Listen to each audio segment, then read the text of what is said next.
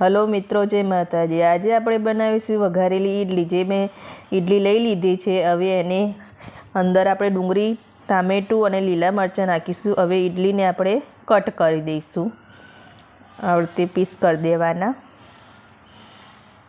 ઈડલીનો નાસ્તો બનાવીશું, બહુ સરસ લાગે છે ઈડલીનો નાસ્તો। આ રીતે બધા પીસને કટ કરી દઈશું આપણે। હવે એક નોનસ્ટિક લઈ લીધી છે મેં, અને એક ચમચો તેલ લઈ લઈશું। ગેસની આંચ ફાસ્ટ કરી દઈશું જેથી તેલ ગરમ થઈ જાય। તેલ ગરમ થઈ જવાયું છે, હવે નાખીશું જીરું। જીરું તતડે પછી આપણે નાખીશું ડુંગળી,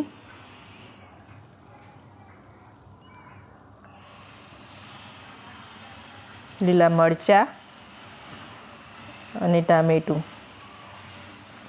હવે બધું સાંતળી લઈશું આપણે। 2-3 મિનિટ લાગે છે સાંતળતા। ડુંગળી સંતળાઈ જાય અને ટામેટાં ગળી જાય ત્યાં સુધી સાંતળવાનું હોય છે। સંતળાય પછી આપણે અંદર મસાલા કરીશું, ત્યાં સુધી સાંતળી લઈએ।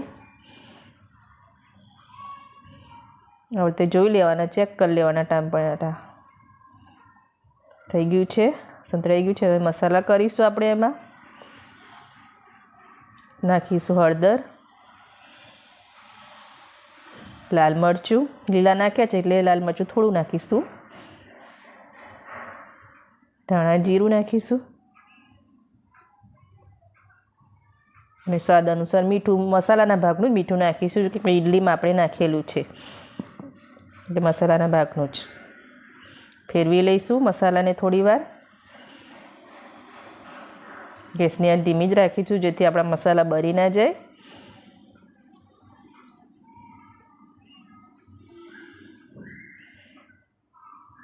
આ રીતે 2 સેકન્ડ જેવું ફેરવી લેવાના, મસાલાને સાંતળી લેવાના।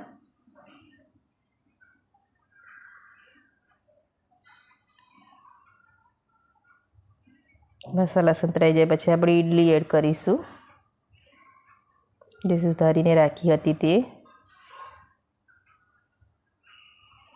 હવે બધી બાજુ ફેરવીને ઈડલીને ઉપર મસાલાનું કોટિંગ કરી લઈશું। ગેસની આંચ ધીમી રાખવાની એટલે આપણા મસાલા સરસ ઈડલીમાં થઈ જાય, એકરસ થઈ જાય। હવે તે બધું ફેરવીને સરસ કરી દેવાના। 2-1 મિનિટ જેવું મસાલા અને ઈડલી એને મિક્સ કરવાનું।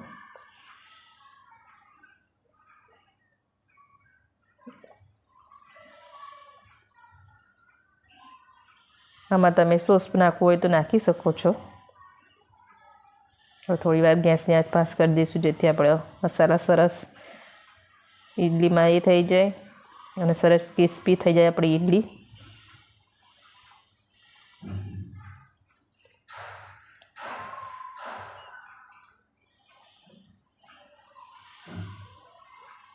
બધી બાજુ ફેરવીને કરી દેવાનું, મસાલા ઈડલીને સરસ કોટ થઈ જાય।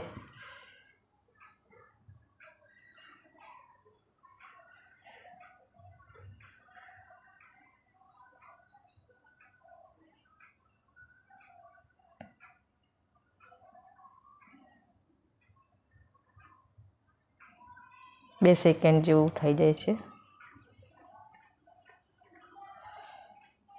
સરસ કોટ થઈ જાય પછી આપણે ગેસની આંચ બંધ કરીશું। હવે સર્વિંગ પ્લેટ પર લઈ લઈશું ઈડલીને। સર્વિંગ પ્લેટ પર લઈ લીધી છે ઈડલી, અને હવે આપણે એને કોથમીરથી ગાર્નિશિંગ કરીશું।